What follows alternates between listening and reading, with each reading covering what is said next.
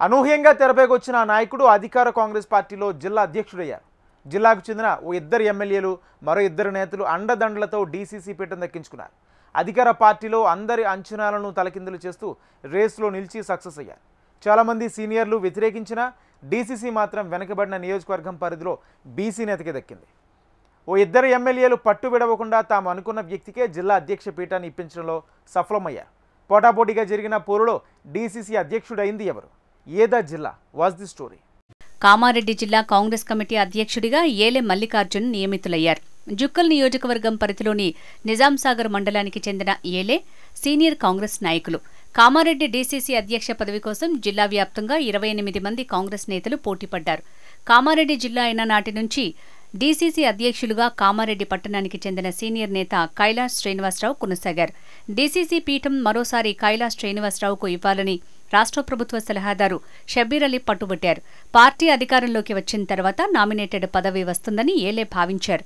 కానీ అది దక్కకపోవడంతో మళ్లీ డీసీసీ ఇవ్వాలని పార్టీ పెద్దలను అభ్యర్థించారు. అయితే చివరికి ఏఐసీసీ ఏలే మల్లికార్జున్కే పట్టం గట్టింది.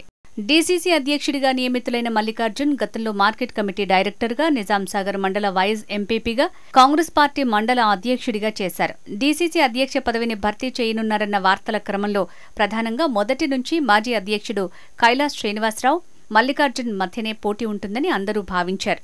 ఏఐసీసీ పరిశీలకుడు రాజ్పాల్ నిర్వహించిన సమావేశంలో కైలాష్ శ్రీనివాసరావునే తిరిగి నియమించాలని కామారెడ్డి నియోజకవర్గ సమావేశంలో ఏకగ్రీవ తీర్మానం చేశారు.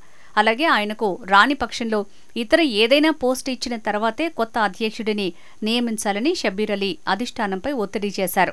గతంలో పార్టీలో జరిగిన పరిణామాల నేపథ్యంలో కామారెడ్డి నియోజకవర్గానికి డీసీసీ పీఠం రావొద్దని ఇద్దరు ఎమ్మెల్యేలు తీవ్రంగా శ్రమించి సక్సెస్ అయ్యారనే టాక్ పార్టీలో రీసౌండ్ చేస్తోంది. ఇద్దరు ఎమ్మెల్యేలకు తోడు జిల్లాకు చెందిన పీసీసీ ప్రధాన కార్యదర్శి గడ్డం చంద్రశేఖర్ రెడ్డి, జుక్కల్ కాంగ్రెస్ నాయకుడు సాయి పటేల్ సైతం గట్టిగా సపోర్ట్ చేయడంతో మల్లికార్జున్ వైపే అధిష్టానం మొగ్గు చూపింది.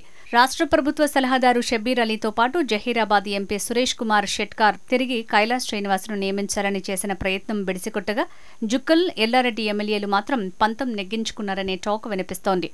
బాన్సువాడ ఎమ్మెల్యే పోచారం శ్రీనివాసరెడ్డి మాత్రం ఈ వ్యవహారంలో తలదూర్చకుండా తటస్థంగా ఉన్నారట. ఈ క్రమంలో ఏఐసీసీ నిర్ణయంపై డీసీసీ రేసులో పోటీపడిన కైలాష్ శ్రీనివాస్, లింగాగౌడ్ అసంతృప్తి వ్యక్తం చేసినట్లు ప్రచారం జరుగుతోంది. కాంగ్రెస్ పార్టీ ఈసారి డీసీసీ ఎంపిక కోసం భారీ కసరత్తు చేపట్టింది.